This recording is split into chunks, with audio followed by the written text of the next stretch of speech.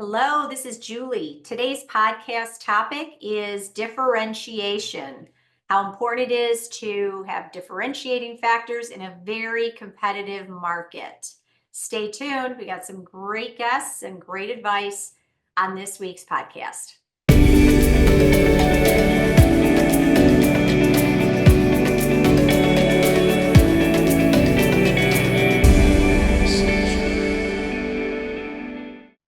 This episode of the Grow Your Occupancy podcast is sponsored by Model55.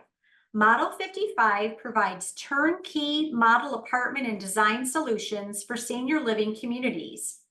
Combining quick nationwide service with deep expertise in creating model apartments, Model55's designs are more than just aesthetically pleasing.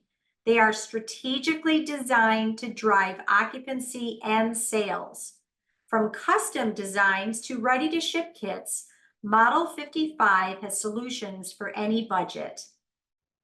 For more information, www.model55.com.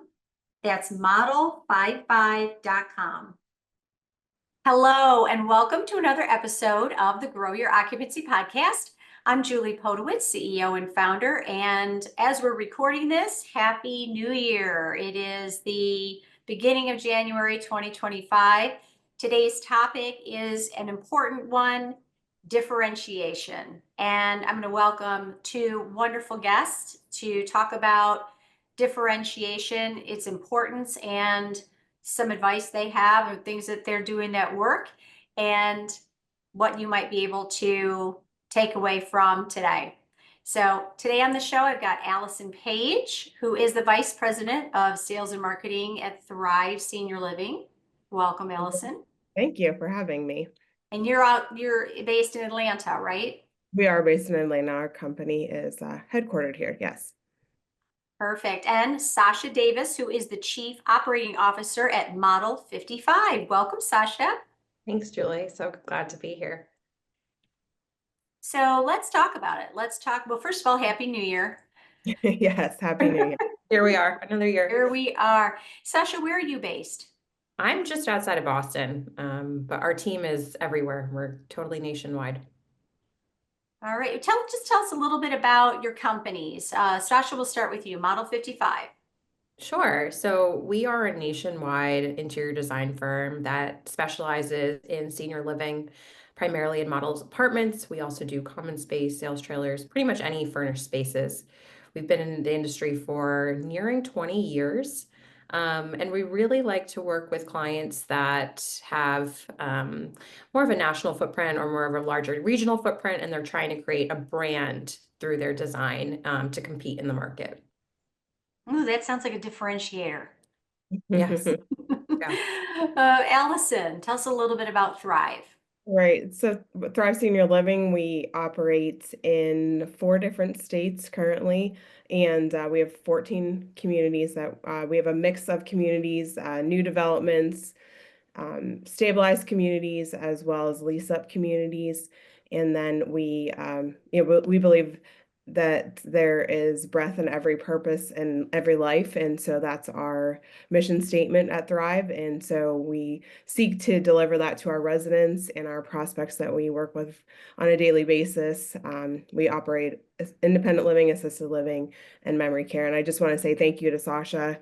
She invited me here to speak with you today. And so I'm very grateful for my relationship with her over the past 7 or 8 years, I think. We've known each other, so. Well, it sounds to me like we're talking about differentiation, and Sasha, you mentioned creating a brand, and one way that obviously that your company delivers is by the furnishings of model apartments, common spaces. There are many ways, right, to differentiate, and I don't think anyone would disagree with the importance of differentiating. I mean, there's a lot of competition, and selling senior living is difficult, period, Right. let alone with a lot of competition, and we're needing to drive rate. We don't want to discount. We shouldn't. We're already probably priced too low. But we really need it. If you don't know your company's or your community's differentiators, you probably want to stop there and talk about it as a leadership group. That would be my first piece of advice. But share, like Allison, tell us about, we'll definitely get to having a phenomenal model apartment, but what are some of the other ways? You talked about every breath, every Has life purpose. has a purpose. How do you bring that, that kind of mission statement to life as a differentiator?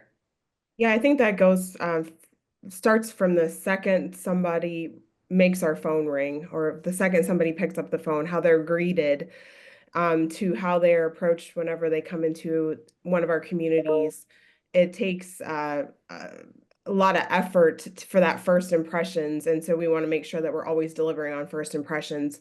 We all have bricks and mortar, we all have libraries and common space and all of that, but it's the feeling that you get when you walk into a community of a well-oiled machine that is operating on all cylinders. And so that's how we really try to deliver that customer service experience from the second the phone rings to the second that prospect steps foot into our front door or even in our parking lot, and then to the red carpet treatment that they receive when they move in. And we literally roll out a red carpet for our residents during that process. So I think that is what differentiates communities, in my opinion. When you walk in, you get a feeling and you think, oh, this feels good here. And that's why people choose us, because of the trust that we build.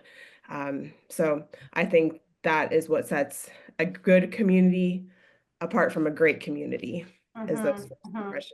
And Yeah, I then mean, it is a feeling, right? Like, yeah, it's a feeling, it's an emotion, and your community needs to look good, needs to be clean and smell good, and doesn't have to be brand new, but well cared for and physically kept up. But it really is about your gut, right? People make this decision based on gut. And how do you, so I don't, you say that I think a lot of people would say, well, we treat our customers well, and we focus on that experience, and the emotion of walking into our community. What are, you said you literally roll out a red carpet. That's an example of something you literally do. How do people feel about that? I'm curious, your new I resident. think it depends on the resident, and I think you have to take the temperature of that resident, but mostly it is received well. It is a special day, and we try to make it more positive, because it's not always a positive situation why people are moving into senior living. It's not always their choice. So I think that the less stress that the family receives on the back end makes it a more enjoyable move-in process on the front end. And that goes for the whole process from start to finish of the inquiry call. If it's hard to reach one of our team members, they're going to hang up the phone and call the next person on their list. So making that customer experience good from start to finish is going to set you apart, in my opinion, from your competitors. And to your point, it is very competitive in most markets. It's senior living can be very saturated. And so, there's a variety of different ways that you can set yourself apart as far as that first impressions go. And so we do focus on first impressions quite a bit. Yeah, I feel So like Julie really leaning into seeing all those touch points. Like when Right. somebody calls, how are they greeted? Allison talked about that. When they walk in the door, what does the front desk look and feel like? How Mhm. are they greeted? Does someone say hello?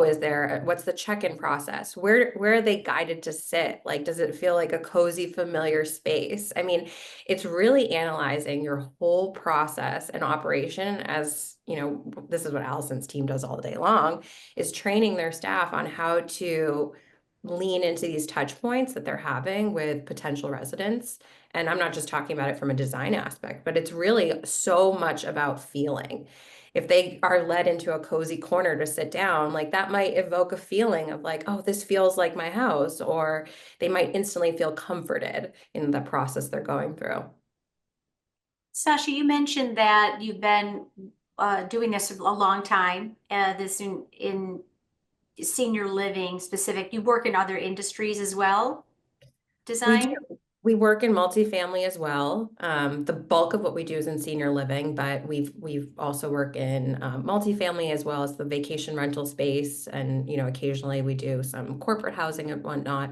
And it's just interesting because we've had, there really is a science to design, and we learn about that science for each space. We learn about our audiences, and a lot of it crosses over.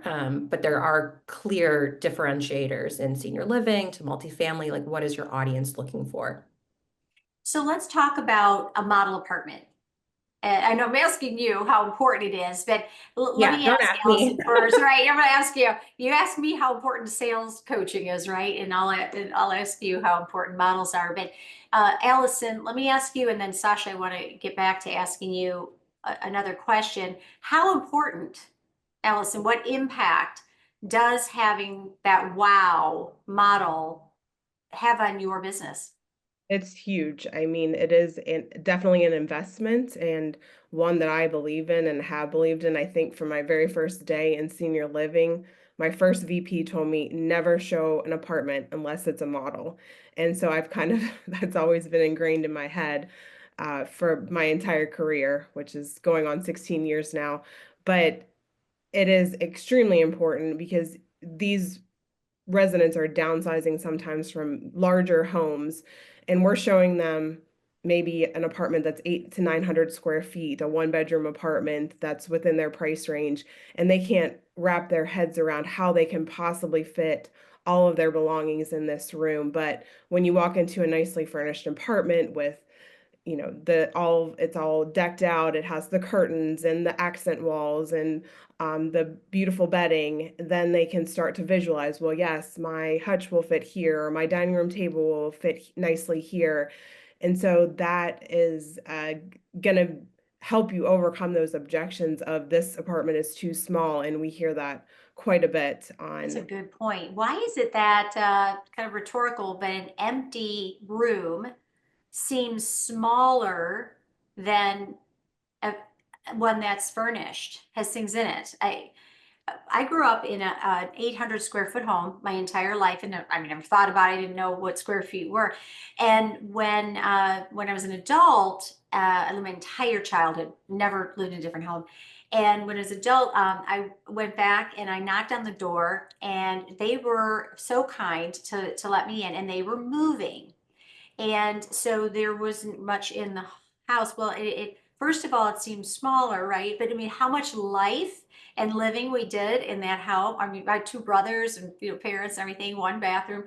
But we had so much furniture in there. It just seems so much bigger, right? And you certainly can do a ton of living in XYZ, square feet. But so I totally agree with you. Sasha, you talked about designing them out, that there's certain things that are really important in senior living. Uh, what advice would you give if someone's putting together a model? Obviously, hire an expert, but if you can't, what's really important? Well, thinking about the resident, I mean, all too often, we've seen models where they're designed to the person who was designing it, designed it to their tastes, not their audience. You really need to lean into your demographic, what's important to them. Think about your region. Allison sort of alluded to, showing the space, the functionality is so critical. Where are they going to sit when a guest visits? Where are they going to put their books? If they're coming through the walker, that it doesn't feel cramped, that it still feels spacious enough, that they see themselves in that space. We're really attached to our things, and we're attached to our way of life, and being able to show them that they can still have the same exact functionality in a smaller space really shows that there's purpose in that space.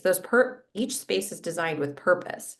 So we look at, if there's a kitchenette in a space that we're designing, well, where are they going to sit and have their meals? You shouldn't have a model that has a little kitchenette without seating. That's really critical. Same with where are they going to be storing all their belongings? You have to be thinking through how are they living their life through the day and bringing purpose to those spaces. I just did an on-site and they didn't have a model. And I understand what you're showing in a resident apartment has huge impact as well. But if you have more than 2 open apartments, definitely model. Empty apartments, while if someone wants to see, well, what's actually available, I understand, but not just, there's no life, literally no life in an empty apartment, right? Let And it alone one. feels small. Yes. It's what you were saying. Your Yeah. home felt big to you because every space had a purpose. Every space had a purpose, and that made it feel bigger because it wasn't just dead space. An empty space is dead space. There's no purpose in it. So what is, you mentioned if there's a kitchenette, definitely have, show the purpose of a nook, a bed, that's a definite. What are some definites in a model? Well, we really try to fill each space, but don't overcrowd it. Okay. Warm artwork. Artwork is very, if we're doing memory care, artwork is very different than if we're working in an independent living space. Um, you want to think about the region. You want to think, what were these folks doing before they retired? And that is often communicated through artwork. I mean, that's what resonates with people. That's what kind of Interesting. artwork is in their own home, what furniture is in their home. It might be different from what's in my home and in Alice's home and your home, but really thinking about who's that resident? What have they been doing their entire life? And weaving that into the space. So, you know, that is, definitely big advice if you're working on a model. Think about your resident. Don't think about what you like. It might be very different. Think about your resident. Mm-hmm. And think about objections you've heard. I mean, that's a huge piece. I mean, Allison said that they hear a lot of objections about space and the size of their units. That's not true for every senior living operator. They might be hearing different objections. How can you overcome those objections in your design? Mm-hmm. Mm-hmm. Yeah. A great example of that is the recent project that we did with Model 55 in one of our New Jersey communities. We had 36 studio apartments open in one of our communities, and we decided to do some cut throughs on them, and we attempted to model it ourselves, and they did not move. And then worked with Sasha and her amazing team, and they did the cut through model for us, which was 2 studios put together, and then an actual studio apartment. And as of today, we have one studio left in that. And that was probably maybe 6 months ago, back in Yeah. July, I believe we worked with them. So Wow. it So, is a true testament to having a really yeah. that wow model and working with the team that does know what they're doing. And they transform the space into something that you would walk into and just you didn't realize it was 2 studios put together. Right. They made it Right. into something exceptional. Yeah, I for one cannot visual. I have a concept, but I cannot visualizing is not my thing. And so it's like visualize, your stuff in here. I really, my father lived 6.5 years in assisted living in a studio. He's a minimalist, but it was, everything was in there, and all of his things fit completely fine, so that's kind of bringing that barrier down. And if you miss that, you went from 36 open studios to 2 Two in now, the course of 6 months, right? doing some cut throughs, so they were no longer studios, but also outfitting, using Model 55 to make those studios uh look what perfect. Well, yeah, it's put together and Yeah. functional. And you can, Yeah. again, the studios are very tough to sell in most cases. I mean, in some markets they do okay, depends on the market itself. But in New Jersey, it really wasn't a popular floor plan. So this really Yeah. helped us people to be able to visualize, like, okay, we can fit a few things in here, a little couch, a love seat, and a small desk. So it was done perfectly. Yeah. We have the pictures on our website, so it was. That's amazing. I love that.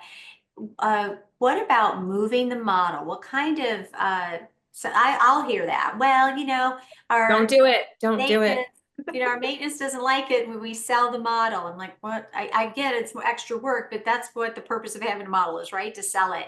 So any pushback there, Elson, from your team, or how do you handle moving this model? 'Cause you had to move it many times, I'm guessing. Uh, well, we try to keep it in place as long as possible instead of Okay. the last minutes, especially when we invest. Their team comes on site and installs it typically. So I know there's other options for that, but once you've had the curtains hung and the accent wall put in and things like that, you don't want to move it.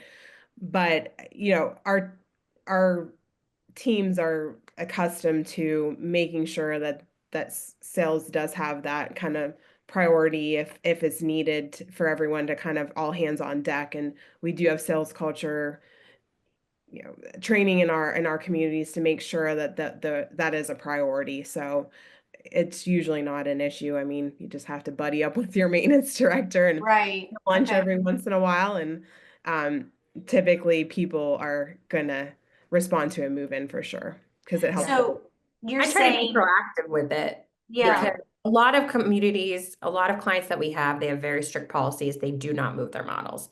And the other half of our clients, you can't get away with. Sometimes you just have to move the model. So if you know that at the onset, that's really helpful for design. Design something that can function in a different floor plan versus design something specific for that floor plan. So maybe don't get, the sofa that fits perfectly to the wall in the space you're designing, knowing that it might move to a smaller space.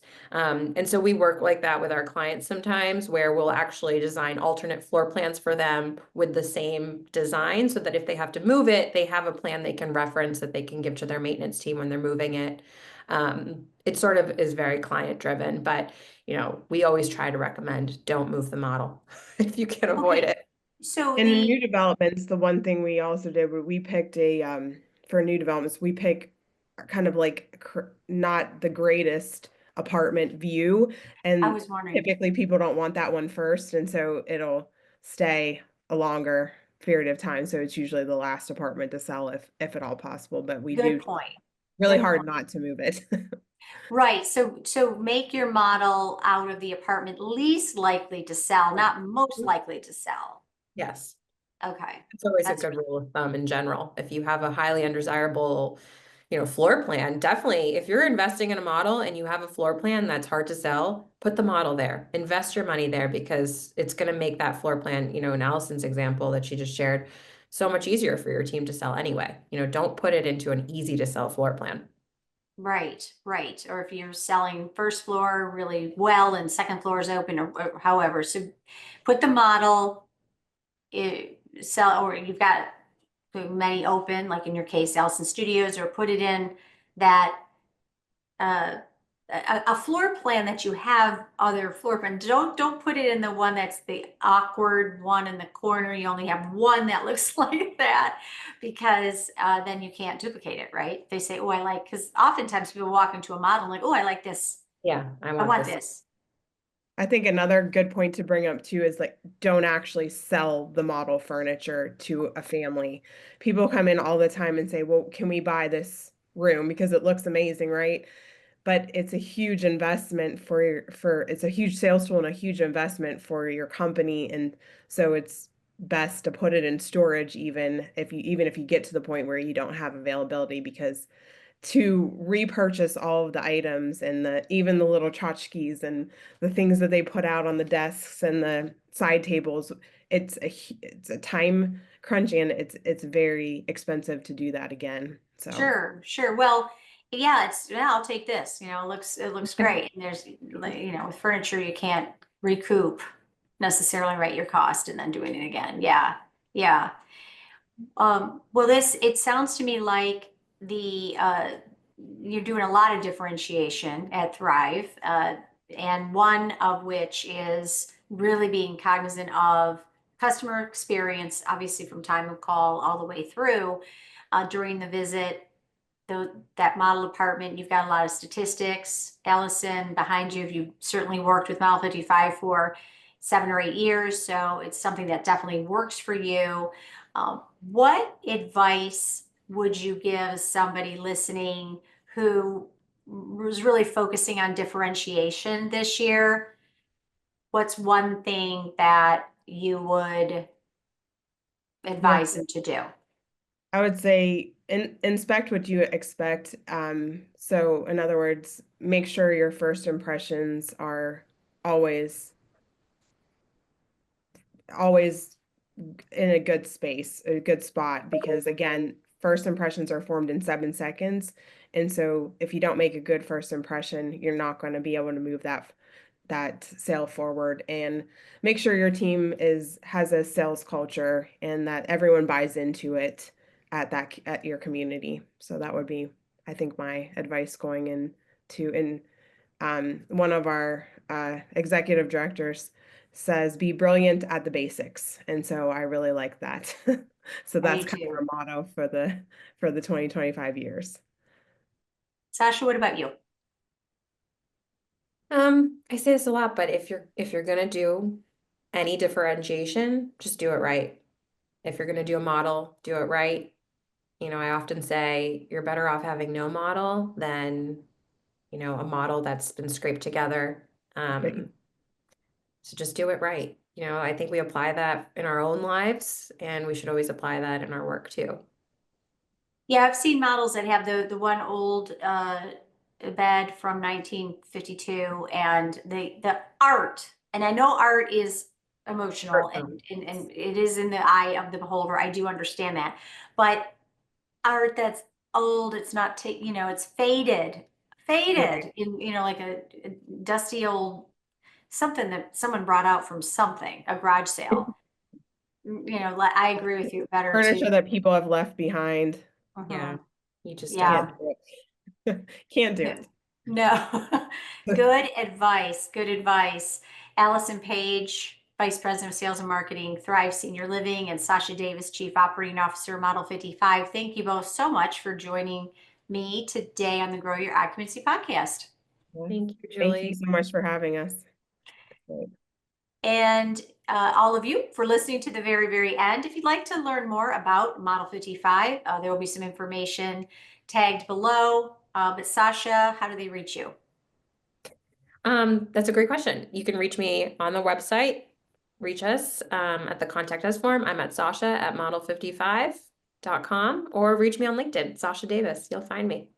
Perfect. And you can reach us at growyouroccupancy.com. We're also on LinkedIn.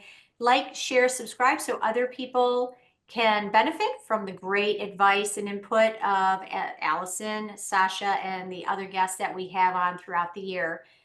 Have a great day and talk to you next time. This episode of the Grow Your Occupancy podcast is sponsored by Model 55. Model 55 provides turnkey model apartment and design solutions for senior living communities, combining quick nationwide service with deep expertise in creating model apartments. Model 55's designs are more than just aesthetically pleasing. They are strategically designed to drive occupancy and sales. From custom designs to ready-to-ship kits, Model 55 has solutions for any budget. For more information, www.model55.com. That's model55.com.